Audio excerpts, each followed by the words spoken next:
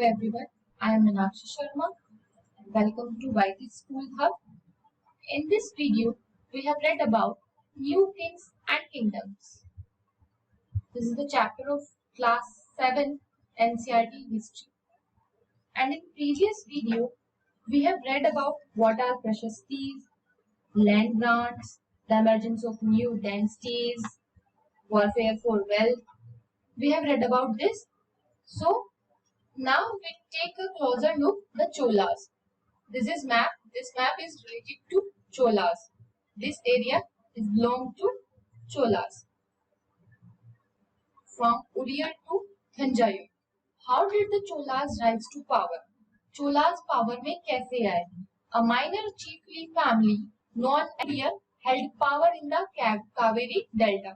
तो कावेरी डेल्टा में एक माइनर chiefly family थी. मुद्दुरियर वो पावर में थी. They were subordinate to the Pallava kings of Kanchipuram. Kanchipuram के जो पालव किंग्स थे उनको वो सबऑर्डिनेट करते थे, मतलब उनके अधीनस्थ थे. विजाल्या who belonged to the ancient chiefly family of the Cholas from Uriyar. उरियर से चोलास फैमिली का एक चीफ मेंबर था जो एंशियंट फैमिली को बिलोंग करता था, विजाल्या. Captured the delta from the Mutturiya in the middle of 9th century. तो 9th century के मिडिल में उन्होंने विजालिया ने एक डेल्टा को कैप्चर किया. कहां से था वो delta? मुत्तुरियस. He built the town of Thanjavur and a temple for the goddess. He built the town. उन्होंने एक टाउन बनाया थंजावुर और एक टेम्पल बनाया. वो नेम दिया, गॉडेस का नेम है Nishumbh Sudni. The successor of विजालिया, जो विजालिया के सक्सेसर थे, उन्होंने नेबरिंग रीजन्स पे कॉन्क्वेर किया, वहां पे विक्ट्री की. तो उन्होंने इस तरीके से अपने किंगडम के साइज को और पावर में उन्होंने उसको ग्रो किया. द पांड्यन एंड द पालव टेरिटरीज, जो पांड्यन और पालव की टेरिटरीज साउथ और नॉर्थ से थी, वो इस किंगडम का पार्ट थी. राज राजा 1 considered the most powerful Chola ruler. Raj Raja first को माना जाता है कि वो मोस्ट पावरफुल चोला रूलर थे, जो किंग बने 1985 में, और उन्होंने अपने कंट्रोल को काफी एरियाज में एक्सपेंड किया है. He also reorganized the administration of the empire. उन्होंने अपने एम्पायर के एडमिनिस्ट्रेशन जो सिस्टम था एडमिनिस्ट्रेटिव, उसको भी रीऑर्गेनाइज किया है. राज राजा सन राजेंद्र फर्स्ट उनकी पॉलिसीज को कंटिन्यू करते थे और गंगा वैली को रेड किया करते थे. Sri Lanka and countries of south east Asia developing a navy for these expectations. In areas को बढ़ाने के लिए उन्होंने क्या किया? नेवी को भी तैयार किया. Splendid temples and bronze sculpture, शानदार मंदिर और ब्रॉन्ज के बने हुए sculpture. The big temples of Thanjavur and Gangaikonda Cholapuram built by Raj Raja and Rajendra. Thanjavur के और गंगाकोंडा चोलापुरम के जो भी बड़े मंदिर हैं वो राज राजा और राजेंद्र द्वारा ही आर्किटेक्ट किए गए हैं और स्कल्पचर भी उन्होंने ही तैयार किया हुआ है, उनके टाइम में ही तैयार हुआ है. Chola temples often became the nuclei of settlements which grew around them. Chola temple जो थे वो सेटलमेंट्स के लिए जो उनके सराउंडिंग्स में ग्रो हो रहा था उसके लिए काफी इम्पोर्टेंट थे. These were centers of craft production. ये क्राफ्ट प्रोडक्शन के सेंटर्स हुआ करते थे. Temples were also endowed with land by rulers as well as by others. Temples की जो जगह होती थी, लैंड होती थी, वो रूलर्स के द्वारा भी और दूसरों के द्वारा भी चला करती थी. The produce of this land, जो इस लैंड से प्रोड्यूस होता था. देखिए ये आपको फिगर दिखाई गई है टेम्पल की, गंगईकोंडा चोलापुरम की है. यहाँ पे आप इनके रूफ को देख सकते हैं और यहाँ पे जो स्कल्पचर्स बनाए गए हैं उनको भी आप काफी अच्छे से एलोबरेट करके देख सकते हैं कि उनको कैसे बनाया गया है. जो इनसे प्रोड्यूस होता था वो स्पेशलिस्ट जो वहाँ के वर्कर्स होते थे, मंदिर के जो वर्कर्स होते थे या वहाँ के आसपास के रहने वाले लोग होते थे, उनके मेंटेनिंग के लिए जाता था। आसपास रहने वाले या वर्कर्स कौन होते थे? प्रेस्ट, पुजारी, garland makers, cooks, sweepers, musicians, dancers etcetera. इन लोगों में वहां का जो प्रोड्यूस होता था टेम्पल्स का, वो इन लोगों में दे दिया जाता था, इनके मेंटेनिंग के लिए यूज किया जाता था। अगर हम दूसरे शब्दों में कहें, temples were not only place of worship. जो टेम्पल्स थे वो सिर्फ वर्शिप के प्लेस नहीं थे, they were the hub of economic, social and cultural life as well. कि वहां पे इकोनॉमिक और सोशल कल्चरल लाइफ भी वहां पे मंदिर से ही चल रही थी। Among us, the craft associated with temples, the making of bronze images was the most distinctive. In crafts में जो सबसे ज्यादा टेम्पल्स के साथ में जो चलते थे, जो ज्यादा अपने आप को अट्रैक्ट करते थे या ज्यादा अच्छा ग्रो कर रहे थे, वो थे ब्रॉन्ज की इमेजेस। ब्रॉन्ज की इमेजेस जो बनी हुई थी वो सबसे ज्यादा डिस्टिंक्टिव थी। Chola bronze images are considered amongst the finest in the world. तो चोला टाइम के ब्रॉन्ज इमेजेस हैं वो कंसिडर किए जाते हैं वर्ल्ड की फाइनेस्ट में से। While most images were of deities, जो मोस्टली इमेजेस होती थी वो भगवान की होती थी, डायटीज की होती थी जिनको वो मानते थे, और कुछ ऐसी इमेजेस भी होती थी जो उनके डिवोटीज की होती थी, इट मींस उनके भक्त की होती थी। अब ये टेम्पल्स के बारे में हमने पढ़ा है, ब्रॉन्ज स्कल्पचर्स के बारे में हमने पढ़ा है। अब हम पढ़ेंगे एग्रीकल्चर और इरिगेशन का सिस्टम क्या था चोला के टाइम पे। Many of the achievements of Cholas were made possible through new developments in agriculture. तो चोलास के टाइम पे नए नए अचीवमेंट्स उनको मिले, पॉसिबल हो पाया डेवलपमेंट्स किसमें? एग्रीकल्चर में। अगर आप मैप को देखेंगे, मैप 2 को देखेंगे तो आप नोटिस करेंगे कि कावेरी रिवर की जो ब्रांचेस है, जो बहुत सारे स्मॉल चैनल्स बनाती है बे ऑफ बंगाल में, वहां से गिरने से पहले वो काफी सारे स्मॉल चैनल्स बनाती है, जिनकी वजह से क्या होता है, वो ओवरफ्लो करते हैं। कभी कभी वो ये चैनल्स कभी कभी क्या करते हैं, ओवरफ्लो करते हैं, बहुत ज्यादा इनके ओवरफ्लो के जो चांसेस होते हैं वो बहुत ज्यादा होते हैं, जिसकी वजह से ये उनके बैंक्स पे क्या करते हैं, इलाके फर्टाइल सोइल को देते हैं।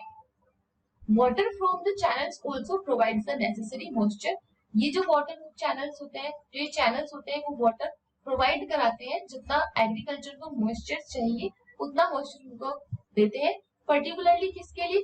कल्टीवेशन ऑफ राइस, राइस की कल्टीवेशन के लिए जितना मॉइस्चर चाहिए ये चैनल्स उतना मॉइस्चर वाटर के थ्रू उनको देते हैं। Although agriculture had developed earlier in other parts of Tamil Nadu, इसी के साथ में तमिलनाडु के दूसरे पार्ट्स में भी एग्रीकल्चर डेवलप हो चुका था। It was only from the 5th and 6th century. ये किसकी बात की जा रही है? 5th और 6th सेंचुरी की बात की जा रही है। That this area was opened up for large scale cultivation.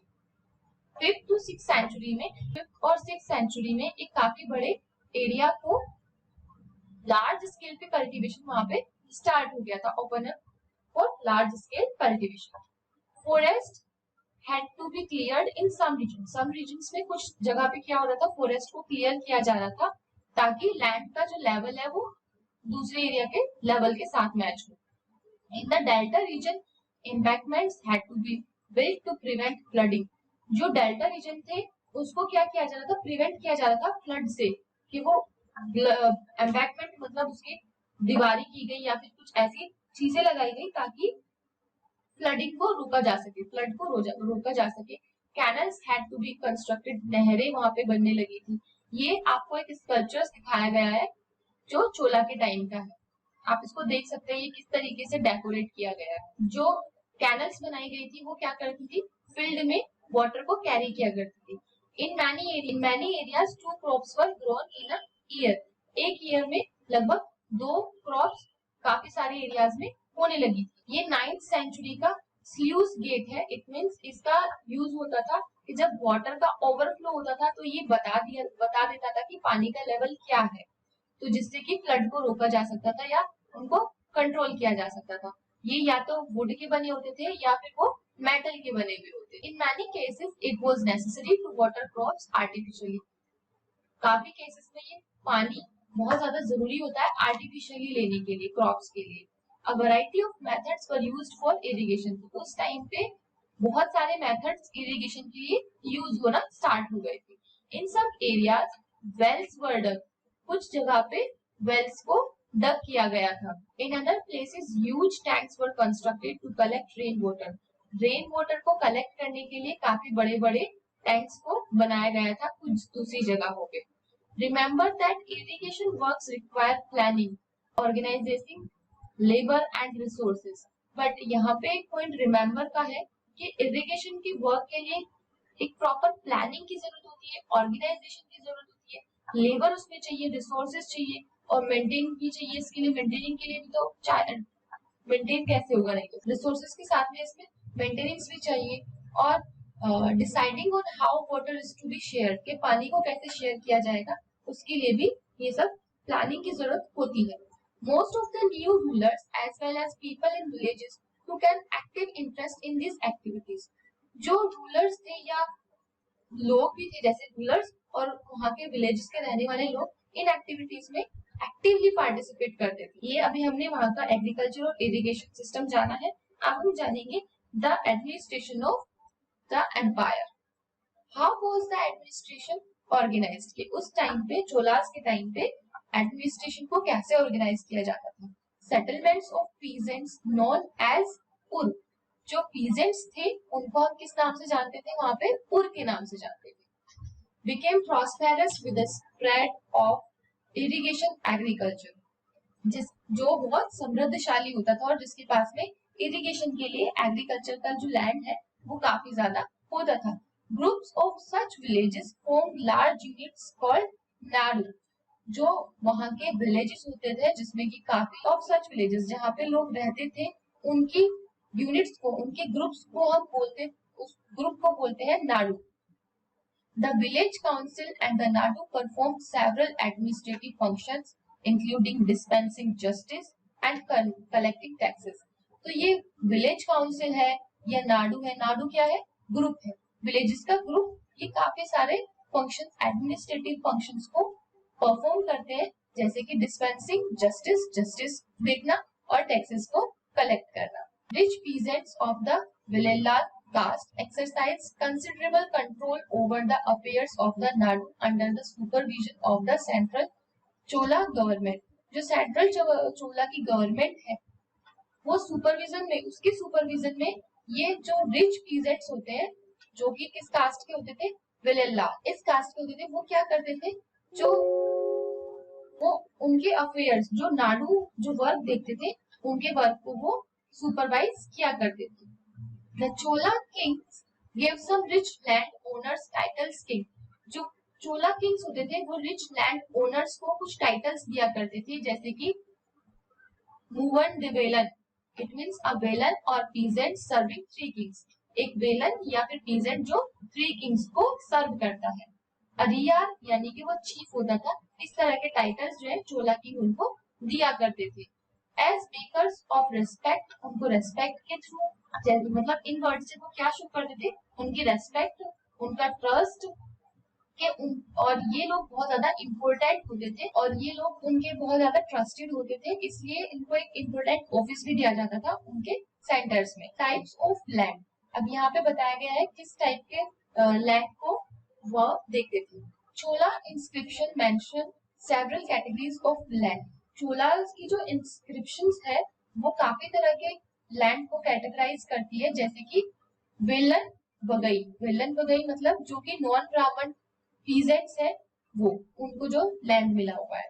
एक है ब्रह्मद्य, लैंड गिफ्टेड टू ब्राह्मण्स, जो ब्राह्मण्स को लैंड दिया गया है वो है ब्रह्मद्य। शाला भूगा, जो स्कूल के मेंटेनेंस के लिए लैंड दिया है।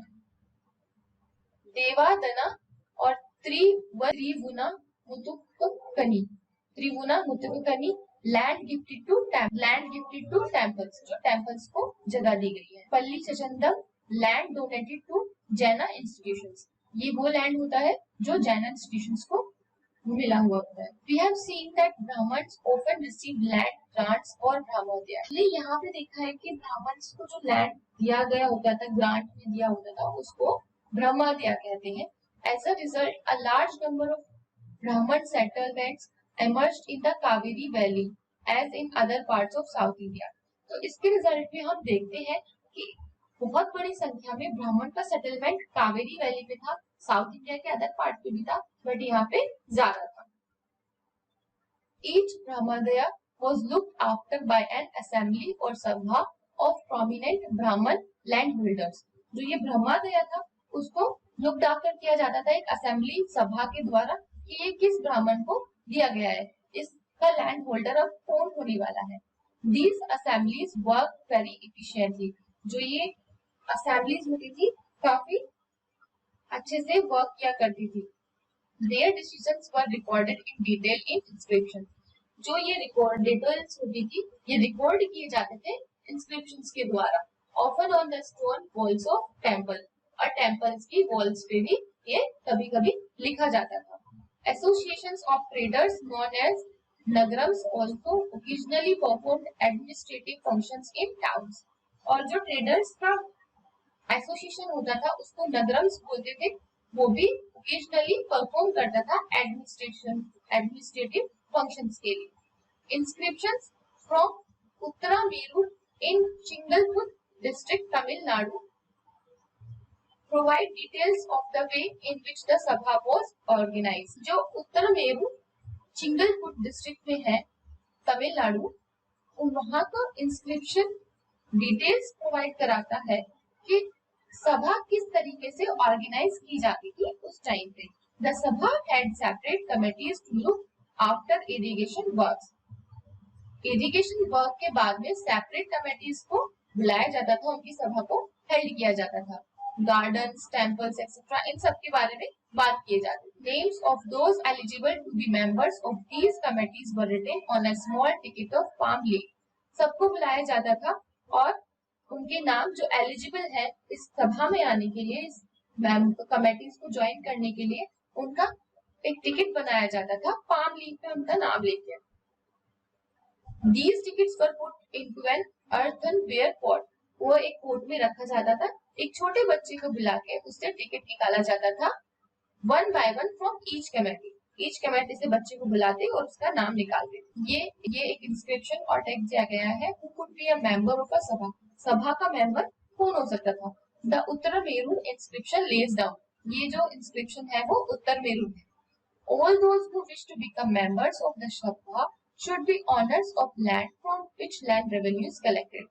इसमें बताया गया है कि सभा का मेंबर जो भी बनने की इच्छा रखते हैं वो लैंड के ओनर होने चाहिए जिससे कि लैंड से रेवेन्यू कलेक्ट किया जाता है।